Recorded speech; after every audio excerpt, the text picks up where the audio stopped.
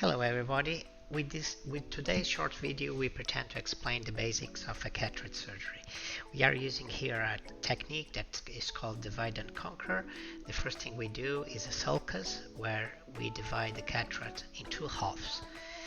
We are doing it with a small quantity of ultrasounds, and when the sulcus is deep enough, with a flat spatula, we divide in two halves. Then I'm rotating the nucleus, again doing a small sulcus with a small amount of ultrasound, and with a flat spatula and the device we again separate another two halves.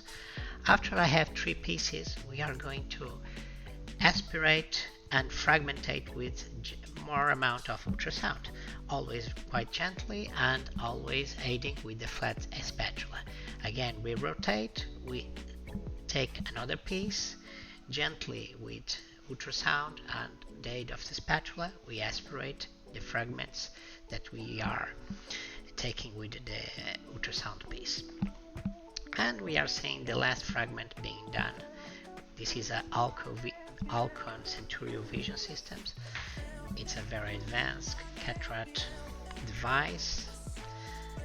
And after we have take all the nucleus, we aspirate the epinucleus with less ultrasound and more aspiration. Every time we do it, we are always mind that we have the posterior capsule that is a very fragile component of the eye, and we do not want to do any kind of trauma. At this moment, we are changing the handpiece to our irrigation aspiration. Before we were using a fragmentation unit handpiece, and now we are using a gentle irrigation aspiration. Now we have no ability to do ultrasounds. We just aspirate gently from the periphery to the center, and with these movements I want to separate the remaining cortex, the remaining epinucleus, to have a clean capsule where we posteriorly will introduce a folded intraocular lenses. I'm sorry for my English. I'm a natural from Portugal. I work and live in Portugal, but I try to do my content in English to achieve a broader spectrum of listeners. So we are now doing the remaining aspirating the remainings of epinucleus and epinucleus, and after this is done, we have a completely clean capsular bag. Now we want to fill this capsular bag with a jello. We call this a viscoelastic. Now the capsular bag filled with this viscoelastic solution, it works like a cushion, so it won't be traumatic for the eye receiving the folded intraocular lens. And then we are introducing the folded intraocular lens. I'm having some difficulty to introduce the lens. I will amplify a little bit my secondary incision, and now I'm more comfortable to put the intraocular lens. Once inside the eye, it will naturally unfold. If you can see, it enters the eye completely folded, and then it starts to unfold as soon it gets inside the capsular bag.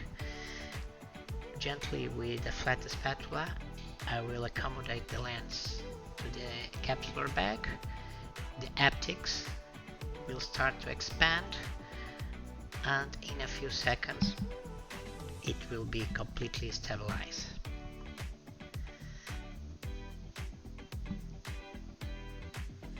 I'm aiding a little bit the haptic to unfold completely, and as you see, it slowly starts to unfold.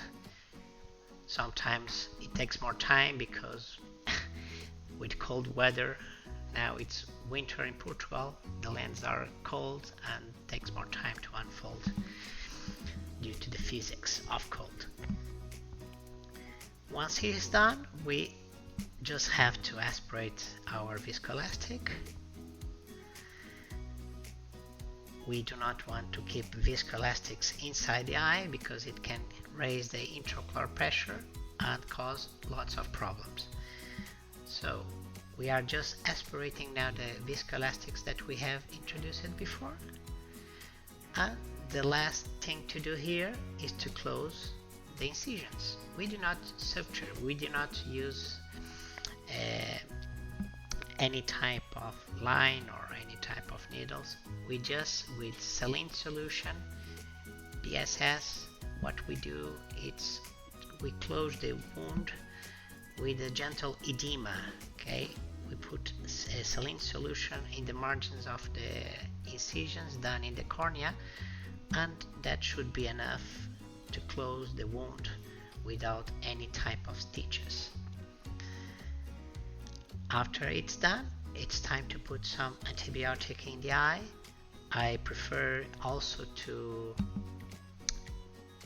saturate the wound with antibiotic. It makes more safe for the patient and avoids any type of posterior infections. Here I'm accommodating a little bit the lens to make sure it's well centered, and the surgery is done. As always, if you like this content, like, subscribe and share. It helps me to keep creating content like this for informative purposes. Bye bye. Thank you very much.